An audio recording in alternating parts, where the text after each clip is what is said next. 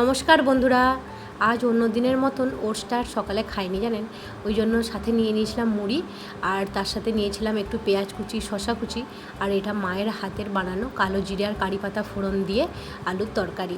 তো বুনিও আমাদের সাথে মুড়ি খেলো আর তারপর ও গিয়েছিল কলেজ, আর ওই জন্যই মা আর আমি দুজনে বাইরে দাঁড়িয়ে আছি। বুনি আসতে গেলে তারপর মা বাড়িতে গিয়ে রান্না করবে। জানেন, আজ সকাল থেকেই আকাশের অবস্থাটা খুবই খারাপ, হয়তো খানিকক্ষণ পর বৃষ্টিও নামবে। দেখুন কেমন জোরে বৃষ্টি নেমেছে।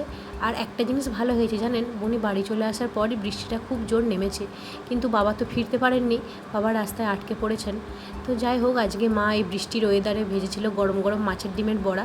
তো আমি আর বুনি দুজনে এটাই খাচ্ছিলাম। আর আমার খেপি বোনটাকে দেখুন, চুলটা অগোছালো ছিল, আমি সেই অবস্থাতেই ওর ভিডিও বানাচ্ছিলাম। তো বুনি খেলো আর এখন আমি নিয়ে নিয়েছি, একটা টেস্ট করে দেখি। মা এখানে মা দেখাচ্ছিল এটা সব থেকে বড় হয়েছে, তো এটা যে খাবে সেই নাকি লাভবান হবে।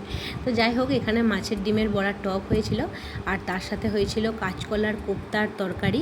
তো এটা নিরামিষেই বানানো হয়, অনেকে আবার আমিষও বানান, এটা মা খুব ভালো বানায় জানেন। তার সাথে ছিল লাউ শাকের চচ্চড়ি আর এখানে নিয়ে নিয়েছিলাম একটুখানি এঁচোড়ের তরকারি। একদম অল্প করে আমার আর মায়ের জন্যই বানানো হয়েছিল, কারণ এঁচোড়টা এখন সবাই খেতে চাইছে না। আর তার সাথে নিয়েছিলাম একটু পেঁয়াজ, আর এখানে মা করেছিল মাছের ঝাল, যেটা টমেটো কাঁচা লঙ্কা এসব দিয়ে। সন্ধেবেলায় যেহেতু বৃষ্টি ওয়েদার ছিল, ওয়েদারটা খুব ঠান্ডাও ছিল, তো বাবা এনেছিল একটু ফুচকা আর সাথে ছিল এখানে পাবড়ি চাট। তো সেইটাই এখন বুনি এখানে প্লেটে সাজিয়ে নিয়েছে আর আমরা সকলে মিলে যাচ্ছি টিভির ঘরে। টিভির ঘরে সবাই মিলে একসাথে টিভি দেখতে দেখতে ফুচকার পাবড়ি চাটটা খাবো। এই ছোট্ট ব্লগটা এইটুকুই, আবার দেখা হবে খুব তাড়াতাড়ি। এখনকার মতন টাটা।